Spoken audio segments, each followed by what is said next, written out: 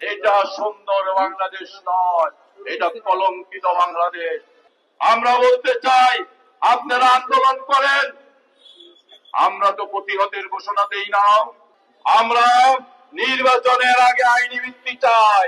আমাদের কোনো অধিকার প্রতিষ্ঠিত হয় নাই। আমাদের নির্বাচন পদ্ধতিতে ভোটের অধিকারই প্রতিষ্ঠিত হয় নাই।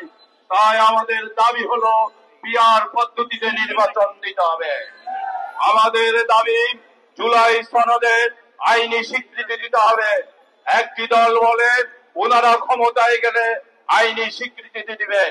আমাদের স্পষ্ট কথা, যেইভাবে চাঁদাবাজি করেছেন, দখলদারিত্ব করেছেন, 5 তারিখের পরে মানুষ দেখে ফেলেছে আপনারা কেমন সরকার করলেন আর জুলাই সনদের কেমন আইনি ভিত্তি দিবেন। আমরা স্পষ্ট ভাষায় বলতে দিতে চাই, আমরা নির্বাচনের আগে আইনি ভিত্তি চাই। সকল সন্ত্রাসীদের গ্রেফতার চাই। ফ্যাসিস্ট চলে গিয়েছে, তাদের দোসররা এখনো রয়েছে, বিভিন্ন দলে গিয়ে আশ্রয় নিচ্ছে, নতুন করে চাঁদাবাজি টেন্ডার নিচ্ছে বিভিন্ন বড় দল থেকে। আমরা জুলাই আগস্টের বিপ্লবের একজন সৈনিক হিসাবে আমার বাংলাদেশকে সন্ত্রাসী চাঁদাবাজির অভয় অরণ্যে আমরা হতে দিতে পারি না। 54 বছর যাবৎ নির্বাচন হয়েছে, স্বৈরাচার প্রতিষ্ঠিত হয়েছে, আবার তাদেরকে খেদানোর জন্য, প্রতিহত করার জন্য আবার বৃদ্ধ যুবক সবাই রক্ত দিয়েছে, বারবার রক্ত দিয়েছে। স্বৈরাচারের পতন হয়েছে, আবার রক্ত দিবে, আবার পতন হবে। এরকম বাংলাদেশ আমরা দেখতে চাই না। আমরা জুলাই আগস্টে বিপ্লব সাধন করেছি। এই বিপ্লবের মাধ্যমে আমরা নিশ্চিত করতে চাই আগামী বাংলাদেশ সুন্দরভাবে যেন ভোটের অধিকার প্রতিষ্ঠিত হয়, আইনের শাসন প্রতিষ্ঠিত হয়।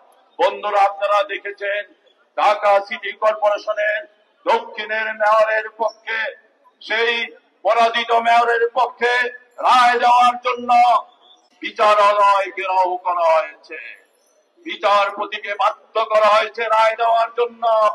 এটা একটি সুন্দর পলিসি হইতে পারে না। মব সৃষ্টি করে আপনার লোক আছে, অন্যায় ভাবে আপনার পক্ষে রায় নিবেন, এটা সুন্দর বাংলাদেশ নয়, এটা কলঙ্কিত বাংলাদেশ। লাল সবুজের পতাকার আরামে আমরা এই কলঙ্ক বাংলাদেশের জন্য লড়াই করি নাই।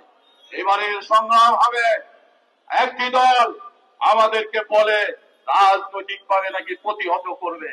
আমরা বলতে চাই, আপনারা আন্দোলন করেন, আমরা তো প্রতিহতের ঘোষণা দেই না। আপনারা প্রতিহত করবেন, এটা তো আওয়ামী ভাষায় কথা বলছে। হাসিনা চলে গিয়েছে, আপনারা দেখি হাসিনার উত্তরে এখানে নিয়েছেন, তাদের ওয়ারিসি নিয়েছেন, সেই ভাষায় কথা বলবেন না। আপনাদের দাবি আদায়ের জন্য আপনারা আন্দোলন করুন, আমাদের দাবি আদায়ের জন্য আমরা আন্দোলন করুন।